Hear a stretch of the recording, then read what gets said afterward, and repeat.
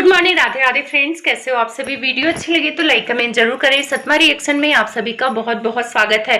तो जग्गू भैया का गाना फ्लॉप हो गया है और वो बौखला गए हैं और कंट्रोवर्सी से रिलेटेड कुछ ना कुछ टॉपिक लेकर आ रहे हैं। मैंने इनको नोटिस किया है, जब ये बौखलाते हैं तो कमेंट का मुद्दा बनाते हैं या कुछ ना कुछ ऐसा करते हैं जिससे ये हाईलाइट रहे। तो अभी इन्होंने बोला है, कोई कमेंट किया है कि तुम अपने भाई के नाम का अब्यूज लेते हो, तो उससे ये तिलमिला गए हैं क्योंकि सच सुनना थोड़ा सा मुश्किल है। और जो इनकी बीबी को बुला रहा था, मर्दानगी देख रहा था, वो अच्छा हो गया भाई, बर्थडे पार्टी में आएगा भाभी के। तो क्या है पूरा माजरा, जानेंगे विस्तार से। अगर आप चैनल पे नए हैं तो प्लीज सब्सक्राइब कर लें। मेरी प्यारी प्यारी बहनों से रिक्वेस्ट है, अगर भाई लोग हैं तो उनसे भी रिक्वेस्ट है कि अपने नाजुक नाजुक हाथों से कमेंट कर दिया करो। कमेंट देखकर अच्छा लगता है कि आप लोगों के मन में क्या चल रहा है, पॉजिटिव निगेटिव जो भी वीडियो से रिलेटेड हो, जो आपके मन में चल रहा है, कमेंट कर दिया करो। तो जगत भैया की बात कर लेते हैं। जग्गू भैया अच्छा रहेगा, जगत भैया कह के मैं बोर हो गई। सबने नाम चेंज कर दिया, मैं ही अभी 2 साल से वहीं पे टिकी हुई हूँ, जगत भैया ही बोलती हूँ। तो हाँ, जग्गू भैया बौखलाए हुए हैं, उनका गाना हिट नहीं गया है। उनको लग रहा था कि ये गाना सुपर डुपर हिट जाएगा। जो पहला गाना बना था वो भी खास नहीं चला और इस गाने से इन लोगों को उम्मीद थी, क्योंकि बच्चे वाला जो मुद्दा था उसको हमेशा जगत भाभी ने भुनाया और उसका रिस्पांस काफी अच्छा गया है। आप लोगों को पता होगा, जब देवरानी को ये उल्टा सीधा बोल रही थी, उस वीडियो में 6 से 7 लाख व्यूज गए हैं।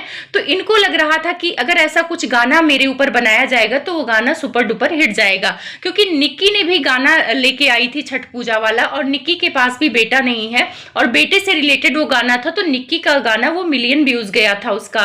तो वही सोच इनका भी था, लेकिन इनका गाना 2 लाख भी नहीं गया।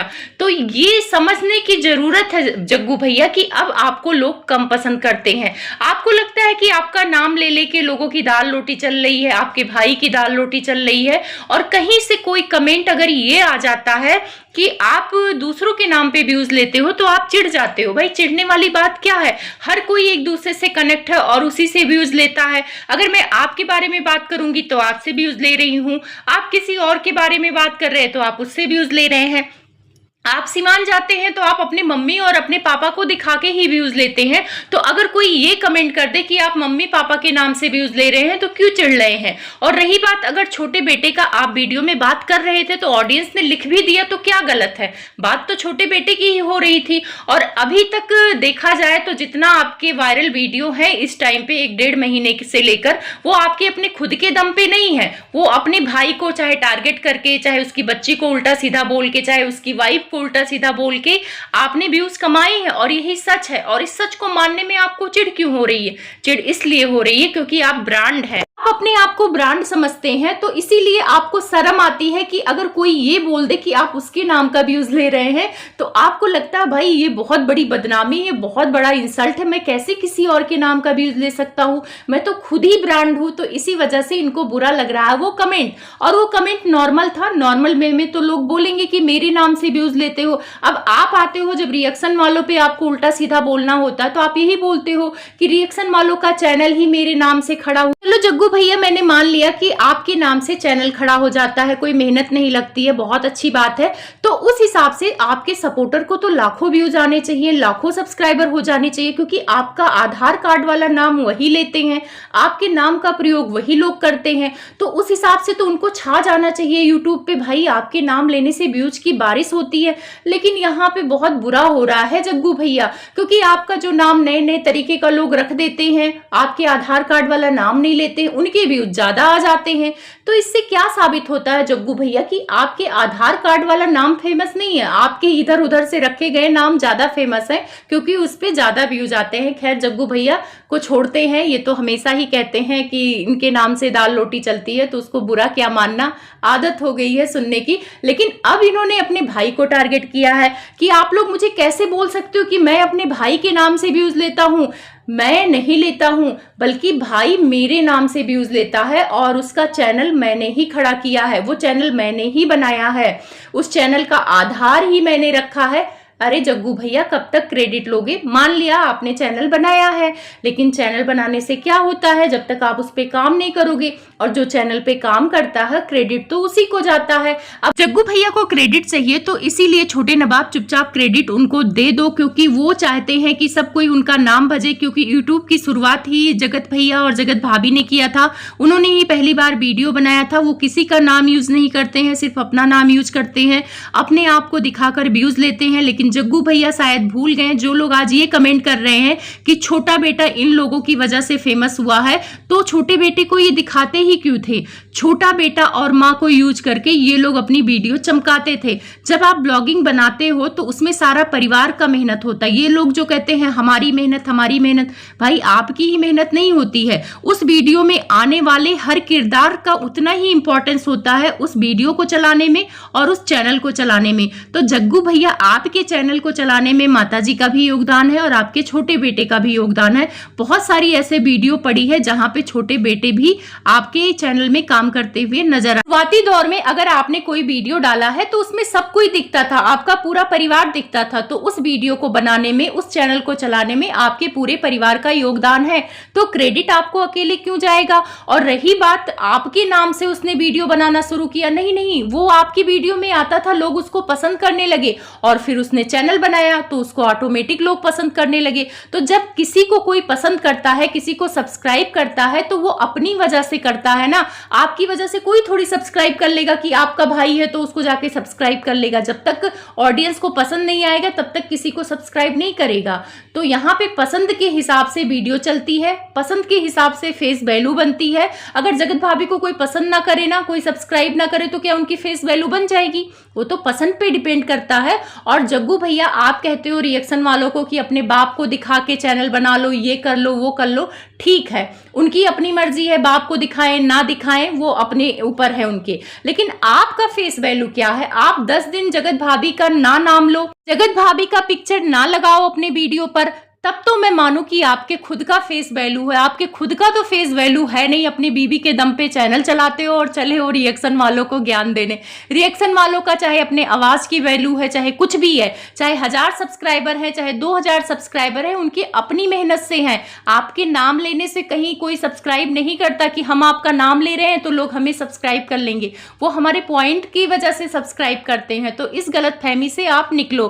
खैर जग्गू भैया है, कुछ ना कुछ तो बोलेंगे, उसके बाद बोले कि रिएक्शन वालों को ये जवाब दे सकते हैं, पर ये अपनी शालीनता और ये सारी चीजें खोना नहीं चाहते। तो वो तो सबको पता है कि आप कितने शालीनता से रिप्लाई देते हो और कितना उल्टा सीधा बोलते हो, वो तो पता ही है। तो कोई फर्क नहीं पड़ता, आप रिप्लाई दो, जिसकी जैसी जबान होगी वो वैसा ही बोलेगा, तो इसमें कोई फर्क नहीं पड़ता। अगर आपको कोई गलत बोलता तो आप पलट के बोल सकते हो, ये तो आपका हक है। उसके बाद जग्गू भैया की एक चीज मुझे बड़ी हंसी आई। आजकल जग्गू भैया जूली आंटी के टॉपिक में बड़ा दिलचस्पी दिखा रहे हैं, उनको बड़ा फेवर कर रहे हैं।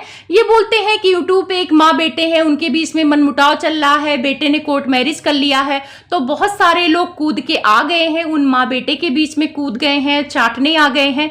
ठीक है, वो लोग चाटने आ गए हैं, उनका तो काम है, उनका तो कंटेंट है, लेकिन आप क्यों चाट रहे हो जग्गू भैया?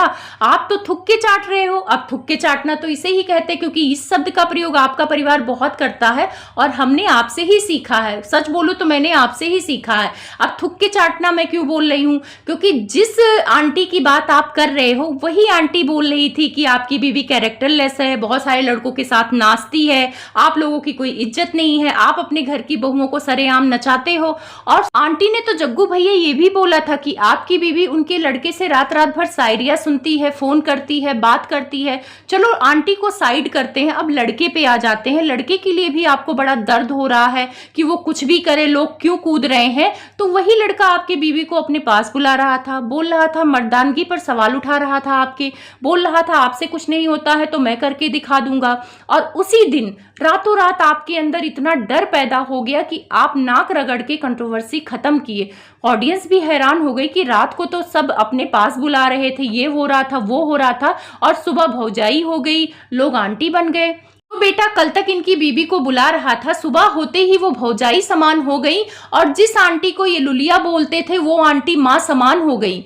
तो थूक के चाटना इसे कहते हैं जग्गू भैया। और आज कल जो आप फेवर दिखा रहे हो उससे लोगों को यही लग रहा है कि आपके दिमाग में कुछ चल रहा है, आप उनसे फ्रेंडशिप करना चाहते हो, आप ये दिखाना चाहते हो कि मैं अच्छा उनके लिए बोलूंगा, वीडियो बनाऊंगा, ऑडियंस से लड़ूंगा कि भाई ऑडियंस उनको क्यों कमेंट कर रहे हो, उनके माँ बेटे के बीच की बात है।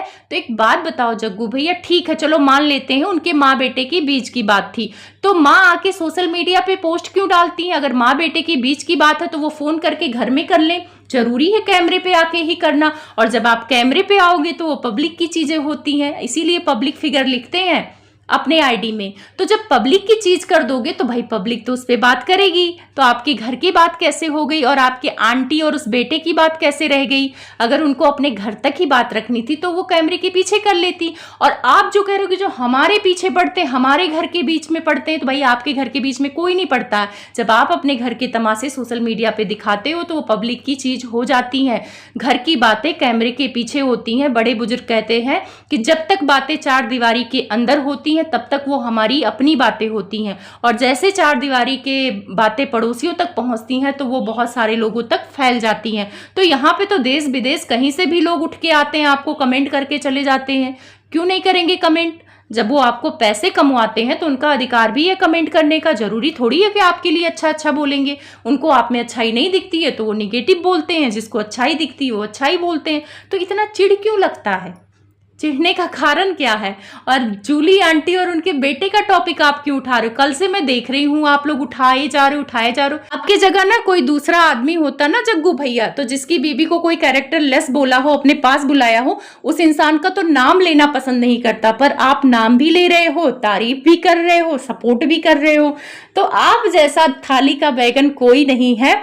उसके बाद जग्गू भैया बोलते हैं, अपने भाई को ही टॉन्ट मारते हैं कि कुछ लोग रिएक्शन वालों को दीदी दीदी बोलते हैं, लेकिन कल को वो थाली के बैगन होते हैं, वो पलट जाएं कब कुछ पता नहीं चलता है। तो छोटे भाई का तो मुझे नहीं पता है, लेकिन आप दीदी दीदी करते थे बहुत, पैनल पे जाते थे, दीदी आप मुझे सपोर्ट करिए, आप लोग सपोर्ट करेंगे तो आपका चैनल हम कम्युनिटी में लगाएंगे। कई बार आप लाइव में बोल चुके हैं। आप एक बार विदेश गए थे, वापस आए थे, तो आपने बोला था कि मुझे सपोर्ट करो, हम आपको प्रमोट करेंगे, हम आपका साथ देंगे। तो सबसे ज्यादा तो दीदी दीदी आपने किया है, दूसरों को बोलते हो आप। उसके बाद जग्गू भैया कहते हैं कि हमारे घर का मामला है, हम अपने भाई के नाम से व्यूज लें चाहे ना लें, आप लोगों को क्या जा रहा है? तो सही बात है, वो आपके भाई है, आप चाहे उनको गाली दो चाहे प्यार करो, किसी का कुछ नहीं जा रहा है। लेकिन अगर ऑडियंस के सामने करोगे तो लोग अपनी अपनी बात रखेंगी। अगर आप उनको गाली देना है तो कैमरे के पीछे दो, अगर उनको प्यार जताना है तो कैमरे के पीछे प्यार दो, तो कोई सवाल जवाब नहीं करेगा। और जो कुछ भी आप कैमरे के सामने करोगे तो ऑडियंस तो पूछेगी। मैं मिलूंगी आपसे एक नई वीडियो के साथ, तब तक आप सभी को बहुत सारा प्यार दुलार।